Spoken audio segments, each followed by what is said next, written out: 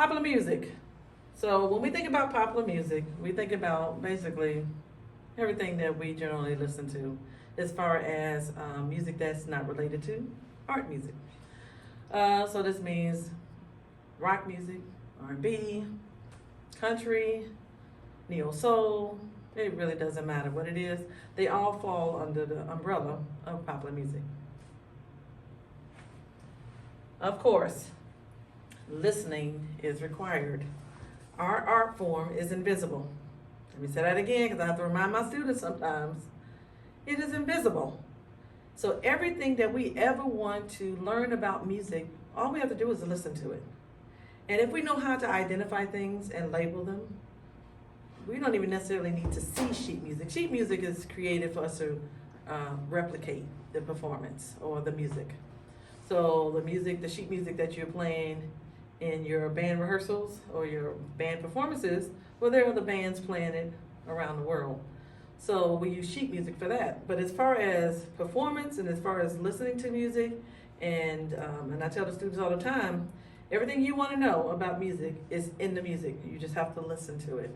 And as long as you know how to identify and label it, you'll be fine. Okay, so here, slide back down, right there. So this is going to be a very quick video, and I'm just going to go over some of the major popular genres that you will probably see on the exam. And you just want to make sure that you are at least familiar with some of the people who are known for this music. And listen to some of their recordings so you have an idea of exactly what music that music sounds like. So let's talk about sacred music. Of course, sacred music pertains to anything that's religious, anything related to God, period. So we have two different categories of music as far as popular music is concerned. Matter of fact, it goes all the way back to the beginning of music. It's either worshiping God, has something to do with religion, which is sacred, or it's secular. That's the other term. And secular has everything. So let's look at the sacred music here. So we have Negro spirituals, which sometimes they'll just say spirituals. And of course, this is music that enslaved people used as far as a lot of people thought, well, they were just using it to, praise God, and trying to, give all their worries to Him. That's true. But they were also using it as a way to send messages to other people about this is when we're going to steal away. Steal away, we getting out of here. We're leaving. So it was a code. It was a code to each other when you hear these particular songs, like Go Down Moses, which is a song that Harriet Tubman used a lot. That meant when she came to sing that song, they knew it was time to leave. So Negro spiritual are very important, of course, very important in African American music history. But anyway, if you want to know these people, Harry Burleigh, R. Nathaniel Dett, and then William Dawson, they wrote Negro spirituals and then they arranged music for it. Christian music and gospel music are not the same, but gospel music falls under Christian music because it's based on Christian religion. So some of the people who are known for Christian music is Chris Tomlin, Amy Grant, and Mercy Me. There are many Christian performers and artists, just like there are many different spirituals, many different everything. We're talking about basically the 20th century going forward. So there are many different artists and performers and composers and everything else for a lot of the music that we listen to. But what you want to listen to is the way that Christian music sounds versus gospel music. Yes? Mercy Me's from my hometown. Oh, awesome. Okay. So you want to, the reason I told you about gospel music and Christian music is because while they are related to each other, they don't necessarily sound the same. So I want you to just put in Christian music in your Apple Music and just listen to a few of them, and then put some music in gospel music, and then listen to a number of selections, and you'll start to hear the difference. Gospel music, Mahalia Jackson, of course. We are all familiar, well, we should be familiar with her. She's well known as a representative of gospel music. So is Thomas Dorsey. He is actually considered the father of gospel music. So you want to remember that for sure. And then Andre Crouch is somebody who's been in like the 1970s going forward. He was a part of a singing family as well, well-known artist for gospel music. So we also have people like Kirk Franklin and Fred Hammond, a lot of Yolanda Adams. We have a lot of people who perform gospel music. You just want to be aware of these names. And then hymns also fall under, of course, sacred music, which we have people like Mars Hills Music and Page CXLI, and then Surgeon Music. They focus on hymns. We know hymns as far as sitting in church and you open the hymn book and we all sing them. They are along that line, but of course, more modern type of way of producing that type of music. The next one category, excuse me, is jazz. You have early jazz, so of course, you have to start somewhere. And early jazz has artists like Louis Armstrong, Jelly Roll Morton, and then King Oliver. Those are three important names that you definitely want to remember. And Louis Armstrong is known for not only playing the trumpet, but he used to sing as well. One of his most popular songs was Hello Dolly. And he'll have this kind of scratchy voice. I want to, hello Dolly, say hello. Yeah, I'm not Louis Armstrong. But you'll be like, oh yeah, I remember him. Okay, very popular, very well-known artist during that time. And of course you have swing music. And swing music had artists like Duke Ellington, Count Basie, Benny Goodman. They were known for that genre of music. You have bebop. Oh, Charlie Parker is the man for sure. Alto saxophone, incredible. Dizzy Gillespie, also incredible trumpet player. You will remember him because he has the one that has the big cheeks. Whenever he plays, his cheeks pop all the way out. And that's only because he is the elasticity in our muscles in our faces. They just been stretched for so long. He was playing incorrectly, but he was still a great artist. So of course we teach our students about excellent, good form and good technique when they're playing. Well, clearly he didn't have that when he first started out, but that didn't stop him from being a great player. But so somebody like Dizzy Gillespie, if they say something along the line on exam, that this artist played with very large cheeks, he's the only one that did that, or the only one that is really representative of that. So Dizzy Gillespie is very important, phenomenal trumpet player. And then Thelonious Monk on piano. You have to listen to him to just hear the quality of his artistry. I mean, he is phenomenal. So these are three names: alto sax player, trumpet player, and a piano player. These three all had big bands, so they had a lot of swing music for that. And so then smooth jazz. So some of my friends, they say, yeah, I listen to jazz. And I'm like, oh yeah, who you listen to? I listen to like Kenny G, George Benson. And I'm like, all right, okay. Now, they are jazz musicians. They fall under the category of jazz, absolutely. But when I'm like, well, what about Miles and Charlie Parker and what about those folks? I don't really listen to them. I listen to this music right here. And all right, that's fine. But of course, I expose them. Me, because I am first of all, I'm their friend. That's first. But second of all, I'm a musician. That's second. And third, I'm a teacher. So it's my responsibility to expose my friends to a variety of different types of music that fall under a particular category. So, for instance, Miles Davis is my favorite player in jazz, hands down, across the board. So I tell them about a particular album, which is the #1 sold album in jazz, which is Kind of Blue. So if you're not familiar with it, download it. So Kind of Blue is known to be the most important album as far as record sales and everything else. I cannot say enough about that album, so I'm not going to even start. Just listen to it, and you'll see why I said that. So we have Kenny G, George Benson, and then David Sanborn. Oh, they're excellent artists. They just play smooth jazz versus maybe something like swing or bebop or maybe modal music and things of that sort. Then we get down, get down to a category of black music. So these are the things that of course, were made very famous by African Americans. Soul music, Queen of Soul, Aretha Franklin. She just passed recently, I think about 3 years ago, 4 years ago, something like that. She is clearly the Queen of Soul. Her voice and the music that she performed really had this soulful feeling to it. That's why she was received that name. And then of course you have Stevie Wonder, which is phenomenal. His chords, his harmonies are just incredible. His voice, their voices are very distinct. A lot of people on this list, you can hear them sing maybe the first 3 or 4 pitches and you automatically know who they are. That's how unique they are. So their sound is very isolated from everybody else's, and you should be able to tell these artists from anybody else quickly. Funk music, James Brown, the man.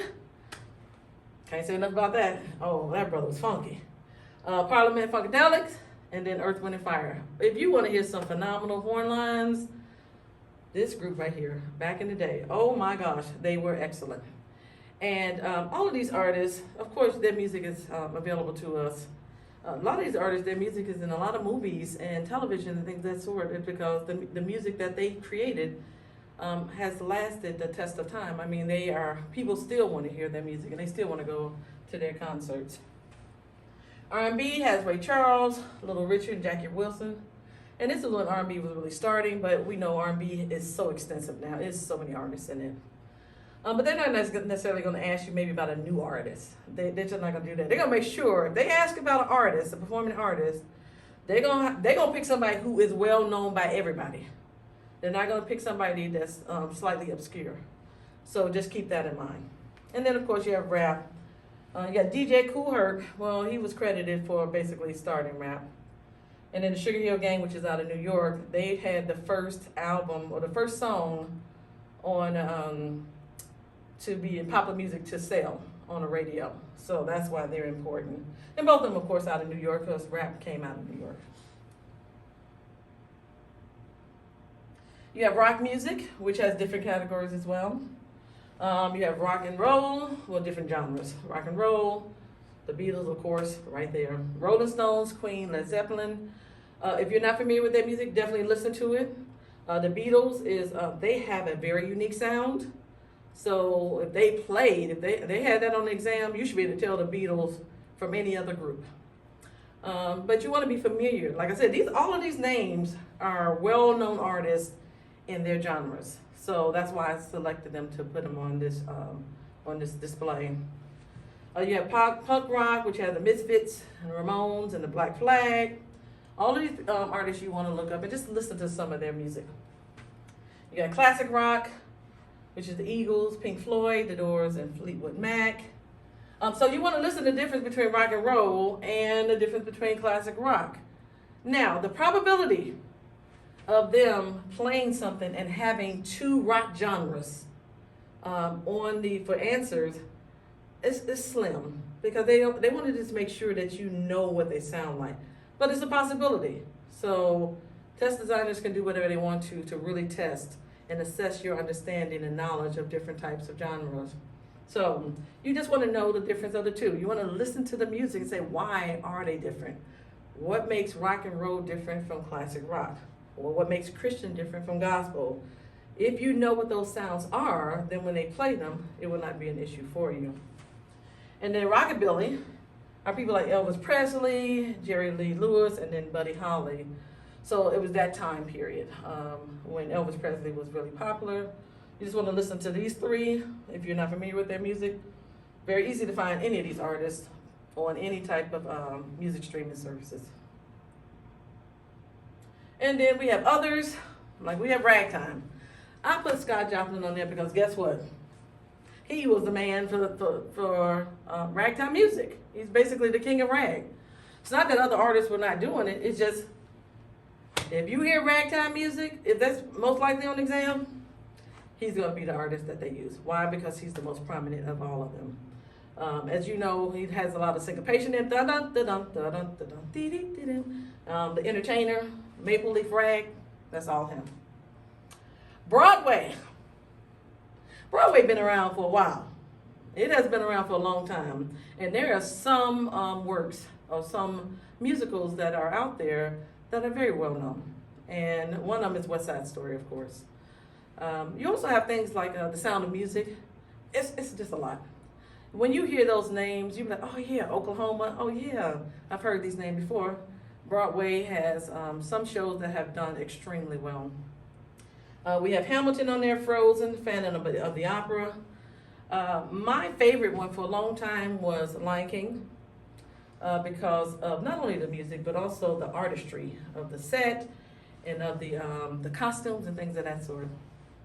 But Hamilton has blown me away. That has moved up to my top favorite. Not only has it moved up to my top favorite based on the drama, because it has everything in it. Of course, it has drama, it has music, it has dance, it has all the fine arts inside of it. That's one. But if you really listen to Hamilton's music, he uses a lot of compositional techniques that are indicative of the things that you're learning in class. He uses counterpoint, he uses polyphonic music, he changes textures, he changes instruments. It is really phenomenal, this music that was created for this Broadway musical. So if you have not seen Hamilton, definitely get a chance to watch it and listen to the music more. So you're gonna be mesmerized by everything. But just focus in on the music and you will start to hear a lot of these compositional techniques that you've been learning in class. Bluegrass, you have people like Bill Monroe, Earl Scruggs, and Lester Flatt. And then you have country and western, Charlie Pride, Willie Nelson, and Garth Brooks. And there's a difference between the two. Well, they're like, well, what's the difference between these two? Well, clearly there's a sound difference between the two. And what you have to do is you have to listen to the music in order to hear it.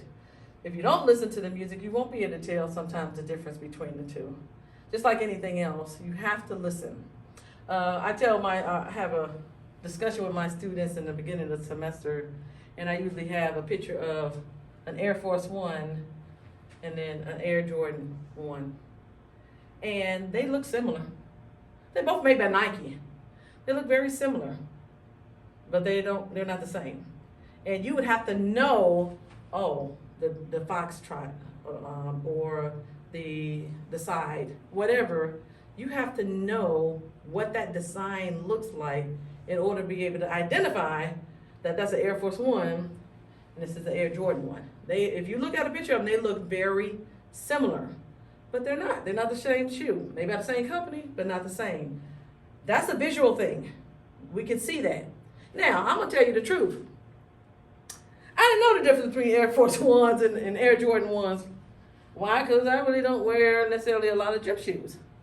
And so, but when I started, I said, what kind of gym shoes are those? And the kids would say, those are Air Force Ones. And, oh, okay. And then I see Air Force, Air Jordans, and I'm like, oh, those are Air Force Ones. They're like, no, those are Air Jordans. And I'm like, oh, how do you tell the difference? And then somebody who knows the difference between the two can explain it. Well, if you look at this right here, you'll see that the shape, blah, blah, blah, blah. They can explain it. They know the difference. And that's the way you want to be able to explain music. I know the difference between bluegrass and country and western. Because country and western kind of have some differences too. So you want to look at both the country and western. You want to look at it.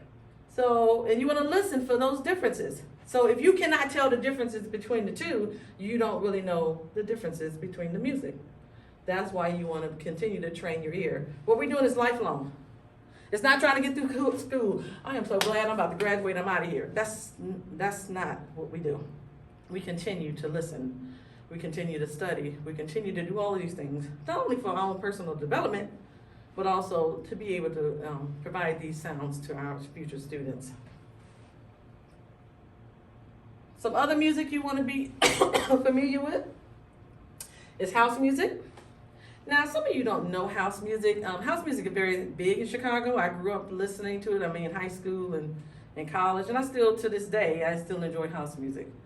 So you want to at least be familiar with what house music sounds like. Now, a lot of people, especially here in DC, go-go is the music that they listen to. So if you're not around a particular area all the time, you may not always hear house music. But it's very big. It's very popular music. So you definitely want to at least listen to a few examples. So groups Inner City Future and the Jungle Brothers. You have techno music, Carl Cox, Calvin Harris, Paul Kalkbrenner.